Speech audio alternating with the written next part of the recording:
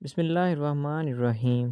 جب میں کم عمر تھی تب میرے اماں ابا کی بھی ہزار شرطیں تھیں کہ انہوں نے بہت کچھ سوچ رکھا تھا کہ ہم اپنا دماغ ایسا رکھیں گے، اس کے ساتھ یہ شرطیں رکھیں گے، لیکن پھر ہوا یوں کہ میرے رشتے آنا کم ہو گئے۔ دراصل گاؤں میں ہمارے ایک اچھے رشتہ دار نے چوری کی۔ اس کے بعد سے ہم لوگوں پر جیسے چوری کا دبا ہی لگ گیا تھا۔ ہمارے بھائی کی بھی ایسی ویسی کچھ باتیں مشہور ہو گئی تھی، جس کے بعد سے گاؤں سے میرے رشتے آنا بند ہو گئے۔ سب لوگ ہم سے ملتے بھی کتراتے تھے، حالانکہ سونے کی چوری ہونے کے بعد میرا کوئی قصور نہیں تھا، لیکن لوگوں کو کون سمجھائے؟ لوگ تو جس بات پر یقین کر لیتے ہیں وہ اس بات سے دوبارہ واپس نہیں پھرتے۔ میری عمر بڑھتی گئی، یہاں تک کہ میں 30 سے 32 سال کی ہو گئی تھی۔ اب اماں کے تو ہاتھ پاؤں پھول گئے تھے۔ وہ صبح شام میرے رشتے کی فکر میں لگی ہوئی تھی۔ ماں کہتی کہ چھوڑو، اب اگر دوبارہ سے بھی کوئی رشتہ آیا تو ہم اپنی بیٹی کی شادی کر دیں گے، اس طرح تو یہ گھر پر بیٹھے ہی بوڑھی ہو جائے گی۔ پھر ایک دن پروین بوا نے دستک دی دروازے پر۔ پروین بوا کو اماں نے کب سے کہہ رکھا تھا کہ دور پار کا رشتہ بھی ہو تو چلے گا، تم تو گاؤں میں گھومتی پھرتی رہتی ہو، کسی اچھے سے لڑکے کو دیکھ کر ہماری بیٹیا کی شادی کر دو۔ مگر اماں ابا نے یہ نہیں سوچا تھا کہ میرے ساتھ کتنا برا ہوگا اور آگے والے گھر جا کر مجھے کتنی عجیب و غریب حالات کا سامنا کرنا پڑے گا۔ بہرحال اس دن دو عورتیں اور ایک مرد ہمارے گھر آئے تھے۔ پروین بوا نے بتایا تھا کہ یہ گوندل گاؤں سے آئے ہیں، بہت ہی دور سے آئے ہیں، اس لیے اگر چاہو تو ان کو لڑکی آج ہی دکھا دو، پھر ہو سکتا ہے کہ لڑکی پسند آ جائے تو یہ لوگ یہیں سے بات پکی کر کے جائیں، ورنہ آپ لوگوں کو تو پتہ ہے کہ آج کل لوگ سو گر دیکھتے ہیں۔ ڈر کے مارے اماں نے مجھے اچھی تیار ہونے کا حکم دے دیا تھا۔ میری عمر 32 سال تھی، پر میں مشکل سے 26 سال کی لگتی تھی۔ میں ہمیشہ سلیقے سے رہتی تھی، کم کھاتی تھی، ورزش کرتی، جس کی وجہ سے میرا جسم بالکل بھی بڑا ہوا نہیں لگتا تھا۔ ایسا لگتا تھا میں کوئی چھوٹی سی لڑکی ہوں۔ بہرحال میں تیار ہو کر آ گئی تھی۔ یہ لوگ تو مجھے دیکھ کر حیران رہ گئے تھے۔ پروین بوا اسے کہنے لگی کہ تم کہہ رہی تھی کہ تمہاری لڑکی بڑی عمر کی ہے، پر یہ تو بہت ہی معصوم اور خوبصورت بچی لگتی ہے۔ میں بھی ان کی بات سن کر بہت زیادہ خوش ہوئی تھی، چلو میری محنت کہیں تو کام آئی تھی۔ میں نے دیکھا ان کے ساتھ جو لڑکا تھا اس کی عمر بھی کوئی 38 سال کے قریب ہوگی، وہ بھی کافی زیادہ عمر کا لگتا تھا، لیکن اس کی عمر کم تھی، میں سمجھ سکتی تھی۔ اس عمر میں لڑکوں کے بال بھی جڑ جاتے ہیں۔ خیر میں نے لڑکے کو دیکھا، شکل کا برا نہیں تھا، یوں میں نے بھی اماں کو رضامندی دے دی۔ اماں کہنے لگی کہ معقول خاندان ہے، بس تمہاری دو نندیں، ایک ساس، جبکہ باقی گھر میں شوہر ہی ہے۔ دیورانی جٹھانی کا جھنجھٹ نہیں ہوگا، دیورانی جٹھانی ہی تو ہمیشہ ساتھ رہنے والی ہوتی ہیں، نندیں تو اگلے گھر بیاہ کر چلی جاتی ہیں۔ میں خوش ہو گئی تھی، میں نے کہا بس ٹھیک ہے اماں، مجھے اور کچھ نہیں چاہیے، آپ لوگ میری طرف سے رشتہ پکا کر دیں، باقی آپ نے سوچنا ہے تو سوچ لیں۔ اماں نے پھر یہ بات ابا تک پہنچا دی۔ میرا رشتہ رحیل کے ساتھ پکا ہو گیا۔ رحیل میرا ہونے والا شوہر تھا، البتہ میری ساس بہت ہی عجیب قسم کی عورت تھی، مجھے سر سے پاؤں تک یوں دیکھ رہی تھی جیسے پہلی بار کسی لڑکی کو دیکھا ہو۔ ان کی آنکھوں میں کوئی خاص خوشی نہیں تھی۔ بہرحال یہ لوگ ہمارے گھر سے چلے گئے، ہفتے کے بعد آنے کا کہہ گئے تھے۔ ہفتے تک اماں ابا نے بھی ان کے بارے میں تحقیق کروا لی تھی، پروین بوا سے بھی سب کچھ پوچھا تھا اور گاؤں میں لوگ بھیج کر بھی ان کے بارے میں معلومات حاصل کی تھی۔ بس ایک ہی بات ہمیں سننے کو ملی تھی کہ یہ لوگ عجیب سے ہیں۔ جب ہم پوچھتے کہ ان میں ایسی کیا عجیب بات ہے تو لوگ ہمیں کوئی جواب نہیں دیتے تھے، کہتے تھے ہاں لڑکا اچھا کماتا ہے، جبکہ لڑکے کی ماں بھی صحیح ہے، لیکن بس یہ لوگ عجیب سے ہیں۔ اماں ابا نے سوچا کہ عجیب سے ہیں شاید اس لیے کہہ رہے ہوں گے کیونکہ ان کی برائی کر رہے ہیں، یا پھر ان کے بارے میں زیادہ اچھا بولنا نہیں چاہتے۔ میں کیا جانتی تھی کہ میرے سسرال والے سچ مچ عجیب سے ہی ہوں گے۔ خیر سے شادی کا دن قریب آن پہنچا تھا، میرے دل میں خوشی کے مارے لڈو پھوٹ رہے تھے کہ چلو میری شادی بھی ہو گئی، ورنہ تو میں اماں ابا کے گھر پر پڑی برتن دھوتی رہتی اور اماں ابا بھی یہی سمجھتے کہ میں ان کے سر پر بوجھ ہوں۔ لیکن آج جب میری شادی کا دن تھا، یہ باتیں سوچ سوچ کے میں پریشان نہیں ہونا چاہتی تھی۔ عروسی جوڑا پہنے میں لڑکیوں کے درمیان گری بیٹھی تھی، تبھی جب بارات آئی تو ایک عجیب سا شور ہوا۔ سب لڑکیاں پہلے تو باہر گئیں، پھر ڈر کے مارے اندر آ گئیں، سب کے منہ پر ہاتھ تھا۔ کہنے لگی کہ اے لڑکی، یہ تو کہاں شادی کر رہی ہے؟ تیرے اماں ابا نے کیا سوچ کر تیرا رشتہ دیا ہے؟ کچھ لڑکیاں یہ باتیں کر رہی تھیں جبکہ باقی خاموش بیٹھی ہوئی تھیں۔ میں سوچنے لگی کہ خدا جانے ایسا کیا ہوا، اتنی بھی خوفناک کیا بات ہے؟ لڑکیوں کی تو باتیں بنانے کی عادت ہوتی ہے۔ پھر ابا نے میرے کمرے میں نکاح نامہ بھیج دیا۔ میں نے نکاح نامے پر دستخط کر دیے، یہ بنا سوچے ہی کہ میرے پاس بیٹھی لڑکیاں کیا کہہ رہی ہیں۔ مجھے اپنے ابا پر بھروسہ تھا، میرے لیے یقیناً وہ کوئی برے آدمی کا انتخاب نہیں کر سکتے تھے۔ دستخط ہوتے ہی ایک شور سا مچا اور میری ساس، نندیں، سب لوگ اندر آ گئی، مجھے مبارکباد دینے لگیں۔ لیکن سب سے زیادہ عجیب بات ان لڑکیوں کے ڈرنے کی وجہ اب مجھے سمجھ آئی تھی۔ باراتیوں کے ساتھ ایک عورت بھی تھی جس کے بال کمر تک تھے اور کافی گھنے بال تھے، لیکن مٹی میں اٹے ہوئے تھے، بال بھی گنگریا تھے۔ اس نے کالے رنگ کا کرتا پہن رکھا تھا جو کہ اس کے گھٹنوں سے نیچے تک آتا تھا۔ ایسا لگتا تھا یہ عورت نہیں بلکہ کوئی ملنگ ہے۔ میں نے دیکھا اس نے اپنا سر جھکایا ہوا تھا، ایسا لگتا تھا جیسے وہ کسی مزار سے اٹھ کر آئی ہو۔ اس کے گلے میں بڑے بڑے کڑے اور موتیوں والے ہار تھے جنہیں دیکھ کر لگتا تھا کہ وہ کوئی جنونی عورت ہے۔ میں نے دیکھا وہ دمال ڈال رہی تھی۔ پھر وہ میرے کمرے کے آگے آئی اور اس کی آنکھوں کو دیکھ کر مجھے بہت ڈر لگا تھا۔ اس نے آنکھوں میں دیکھ کر کالا سرما ڈالا ہوا تھا۔ کہنے لگی، ٹھیک ہے، صحیح ہے، حق اللہ۔ میں یہ باتیں سن کر اور گھبرا گئی تھی۔ کہنے لگی میری ساس کو کہ اس کا تو گھر چل کر ہی پتہ چلے گا۔ کچھ نہیں کہہ سکتی، تو نے میرے پوچھے بغیر نکاح کر دیا، اب بھگتنا پڑے گا۔ یہ سن کر میں بہت زیادہ پریشان ہوئی تھی۔ یا اللہ، یہ کیا ماجرا ہے؟ کون ہے یہ عورت؟ میری کیا لگتی ہے؟ کہیں کوئی میری نند تو نہیں؟ میری ساس نے اسے کہا کہ ٹھیک ہے۔ اس نے اس کے ہاتھ چومے اور لڑکیوں کو اشارہ کیا کہ انہیں لے جا کر کھانا کھلاؤ۔ خیر اب تو نکاح ہو چکا ہے، ان فضول باتوں پر سوچنے کا کوئی فائدہ نہیں ہے اور اس بات کا اب وقت بھی نہیں ہے۔ رخصتی ہونے کو تھی۔ میرے اماں ابا پریشان تھے جبکہ وہ عورتیں اس طرح دمال ڈال رہی تھی۔ میں کسی سے پوچھ بھی نہیں سکتی تھی کہ یہ کون ہے، اسے یہ لوگ بارات میں لے کر کیوں آئے ہیں۔ خیر سے بارات رخصت ہو کر میرے سسرال آ گئی تھی۔ میں بہت پریشان بھی تھی۔ میرے ذہن میں عجیب و غریب واقعات آ رہے تھے، لگتا تھا جیسے میں نے کوئی جن بھوت دیکھ لیا ہو۔ خیر میری ساس اور نندوں نے مل کر مجھے ایک کمرے میں پہنچا دیا۔ میں اس کمرے میں بیٹھی، یہاں پر کافی زیادہ سجاوٹ کی گئی تھی جبکہ بستر گلابوں سے بھرا ہوا تھا۔ آس پاس پھولوں کی خوشبو تھی جو کہ مہک رہی تھی۔ میں اپنے شوہر کا انتظار کر رہی تھی اس کمرے میں بیٹھی۔ میں اپنے نصیب کے بارے میں سوچ رہی تھی کہ دروازہ کھلا، میں نے دیکھا وہی عورت میرے کمرے میں داخل ہو رہی تھی۔ میری تو اوپر کی سانس اوپر اور نیچے کی سانس نیچے رہ گئی تھی۔ میں نے حیرت سے اسے دیکھا، تو یہاں ہے، تو یہاں نہیں بیٹھ سکتی؟ وہ عورت یہ کہتے ہوئے آگے بڑھی۔ مجھے اس سے گھن آنے لگی۔ اس سے پہلے کہ میں اٹھ کر کھڑی ہوتی، کمرے کا دروازہ پھر سے کھلا۔ میری ساس اندر داخل ہوئی، کہنے لگی کہ بیٹی ابھی تم یہاں نہیں بیٹھو، ہم پہلے تمہیں دوسرے کمرے میں لے کر جائیں گے۔ میں نے کہا جی بہتر۔ میں اٹھ کر کھڑی ہو گئی۔ مجھے ویسے بھی اس عورت سے ڈر لگ رہا تھا، اس کے دانت عجیب سے تھے، وہ مسکراتی تو لگتا تھا جیسے کسی شیر نے منہ کھول لیا ہو۔ خیر میں اس کمرے سے باہر آ گئی۔ میری ساس مجھے ایک اور کمرے میں لے کر گئی تھی۔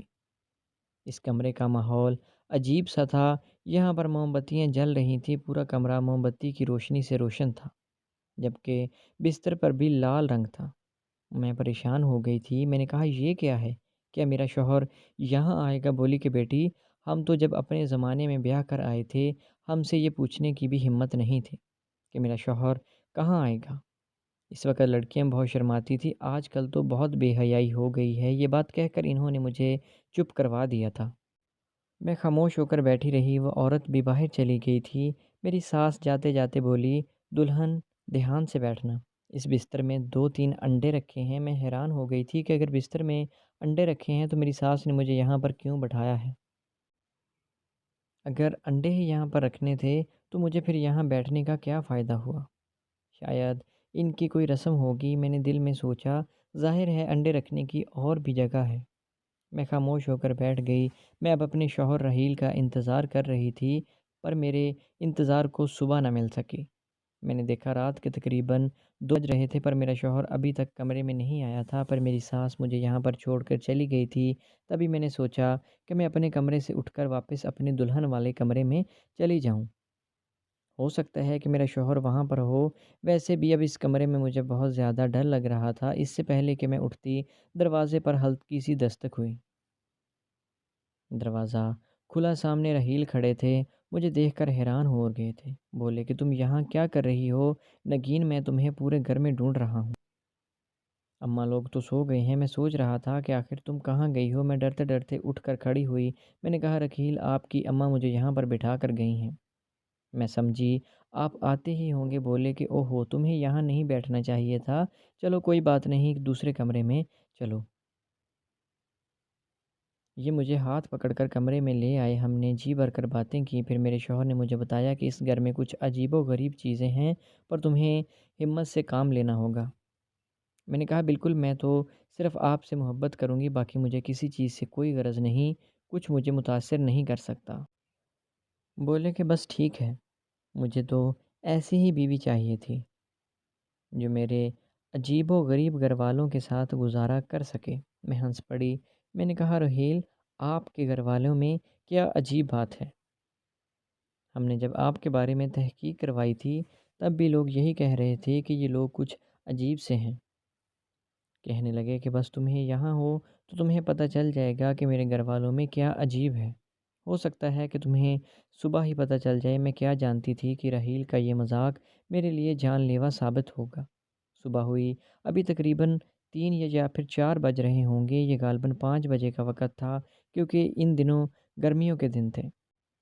خیر سے میں سو رہی تھی۔ ابھی ہم نماز کے لیے اٹھتے کہ دروازے پر زور کی دستک ہوئی، جیسے کوئی دروازہ توڑ کر اندر آ جائے گا۔ میں حیران ہو گئی تھی۔ شوہر نے اٹھ کر جلدی سے کمرے کی روشنی جلائی اور دروازہ کھول دیا۔ آگے میری ساسو ماں کھڑی ہوئی تھی اور وہ بہت غصے میں تھی۔ تجھ سے ایک رات بھی صبر نہیں ہوا، اپنی بیوی کو لے کر یہاں پر آ گیا، یہ بھی بغیر پتہ لگائے کہ وہ کیسی ہے۔ میں اپنی ساس کی بات سن کر حیران تھی۔ وہ اس قدر غصے میں تھی، میں نے انہیں اس قدر غصے میں پہلی بار دیکھا تھا، بلکہ کسی بھی عورت کو اتنے غصے میں پہلی بار دیکھا تھا۔ میرے شوہر نے کہا اماں دیر ہو گئی تھی، اس لیے یہاں لے آیا اور کہا میری دلہن شادی کی پہلی رات ہی اکیلے کمرے میں گزارتی، آپ کیسی باتیں کر رہی ہیں؟ بیٹا، تمہیں تو یہ پتہ ہے نا کہ یہ ہمارے خاندان کی رسم ہے، تو پھر تم نے ایسا کیوں کیا؟ کیوں اپنی بیوی کو لے کر یہاں آئے؟ اب میں اماں ہاجرہ کو کیا جواب دوں گی؟ اماں ہاجرہ، ارے میری اماں، کیا آپ کو کچھ اور بھی نظر آتا ہے؟ اماں ہاجرہ کے علاوہ میرے شوہر رحیل نے بڑے ہی درد بھرے لہجے میں کہا تھا۔ اماں کے بارے میں تم ایسی بات سوچنا بھی مت، اس نے ہمارے گھر کے لیے بہت سی دعائیں کی ہیں، ہمیں اسی کی دعاؤں سے شفا ملی ہے۔ آج تم اپنے پاؤں پر کھڑے ہو نا، اماں ہاجرہ کی وجہ سے ہو۔ اماں خدا کا خوف کرو، استغفار کرو، شرک مت کرو۔ میرے شوہر رحیل کانوں کو ہاتھ لگانے لگے۔ میں اگر زندہ ہوں تو اپنے رب کی وجہ سے ہوں، اللہ نے مجھے جو سانسیں بخشیں ان کی وجہ سے ہوں۔ اماں ہاجرہ کا اس میں کیا ہاتھ ہے؟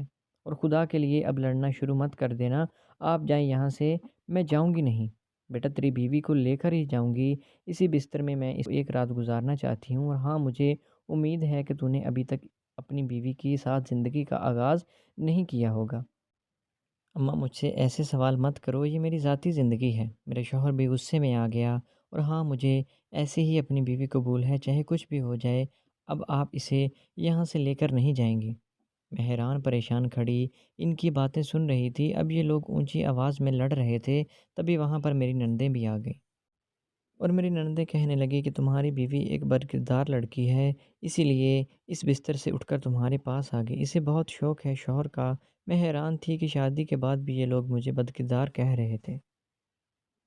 کس قسم کے لوگ ہیں؟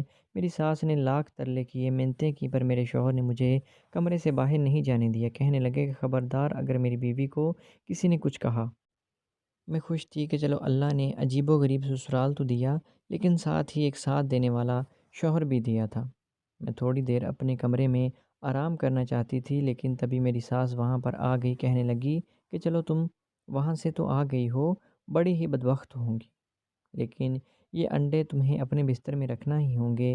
میرے شوہر کو غصہ آ گیا اور اس نے انڈے اٹھا کر فرش پر مارے اور بولا کہ اماں میں اس قسم کی فرسودہ روایات پر یقین نہیں رکھتا، آپ یہاں سے چلی جائیں۔ یہ دیکھ کر میری ساس کی آنکھوں میں خون آ گیا۔ انہوں نے مزید تماشا نہیں کیا، شاید اس لیے کہ بے عزتی ان کی اپنی ہی ہو رہی تھی۔ بنا کچھ کہے وہ وہاں سے چلی گئی۔ خیر مجھے ان کی آنکھوں میں اپنے لیے انتقام صاف نظر آ رہا تھا۔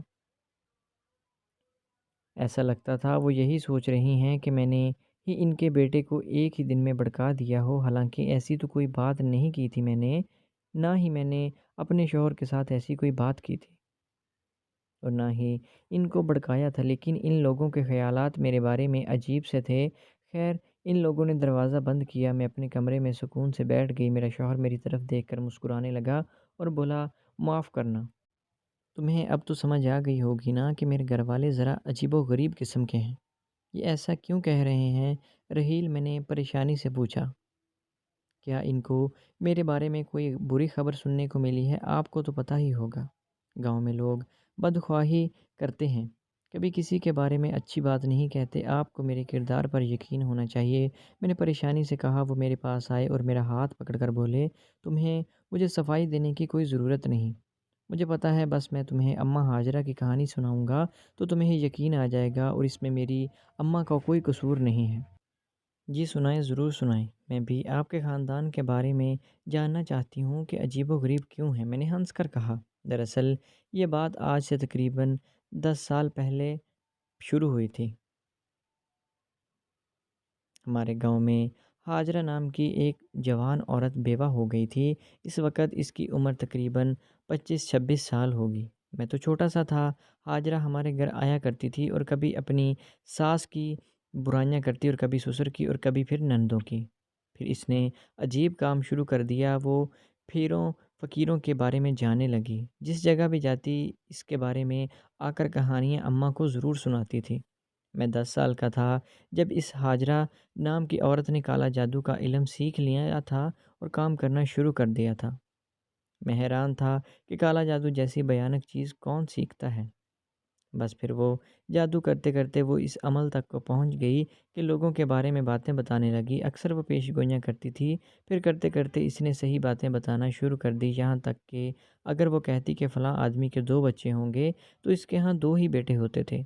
اب اس طرح سے گاؤں کی عورتوں کو اس پر یقین آنے لگا۔ وہ بے پناہ چلے کاٹتی تھی، یہاں تک کہ اس کی عمر بڑھ گئی۔ اس نے اپنا حلیہ عجیب و غریب کر لیا۔ وہ کالے کرتے پہننے لگی، چادر اتار کر پھینک دیتی، یہاں تک کہ اللہ کی طرف سے اس کو سزا تھی، لیکن اس پر یقین کرنے والوں میں کوئی کمی نہ ہوئی تھی۔ جو بھی لوگ آتے یہی کہتے کہ ہاجرہ بہت پہنچی ہوئی عورت ہے، یہاں تک کہ گاؤں کی عورتوں نے اس سے اپنی بہوؤں کے بارے میں پوچھنا شروع کر دیا۔ جو ساسیں ہوتی وہ بہو کو کبھی اپنی بیٹی نہیں مانتی بلکہ اس کے ساتھ مقابلے بازی کرتی۔ پھر یہی سوچنا شروع ہو گیا کہ گاؤں کی عورتیں اماں ہاجرہ کے پاس آتیں اور اسے کوئی نہ کوئی مسئلہ بتاتیں۔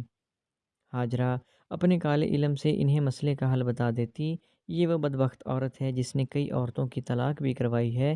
اب اس نے ایک نیا طریقہ نکالا۔ اگر کسی عورت کو یعنی کسی ساس کو اپنی بہو کی پاکیزگی دیکھنا ہے تو وہ اس کے بستر میں انڈے رکھ دیں۔ اگر انڈوں کا رنگ تبدیل ہو جائے گا یا خدا جانے انڈے ٹوٹ جائیں گے یا پھر نہ ٹوٹے تو وہ لڑکی پاکیزہ ہے، نہیں تو اس نے ضرور کچھ نہ کچھ کیا ہوگا۔ یہ فرسودہ باتیں، ان باتوں پر یقین میں تو نہیں رکھتا، اس لیے میں اماں سے بھی کہتا ہوں کہ اماں خدا کے لیے ایسی فرسودہ چیزوں سے دور رہو۔ میں نے اماں سے پہلے کہا کہ میری شادی میں ہاجرہ والا تماشا نہیں کرنا، پر انہوں نے میری ایک نہ سنی، تمہیں جا کر الگ کمرے میں بٹھا دیا۔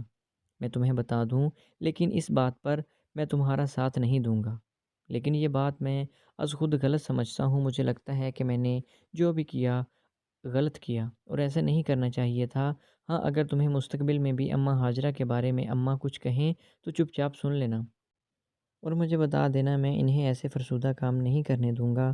اپنے شوہر کی باتیں سن کر میں نے اطمینان کا سانس لیا کہ چلو میری شادی اتنی دور ہوئی، سسرال والے بھی عجیب نکلے پر کم از کم میرا شوہر تو عجیب نہیں ہے۔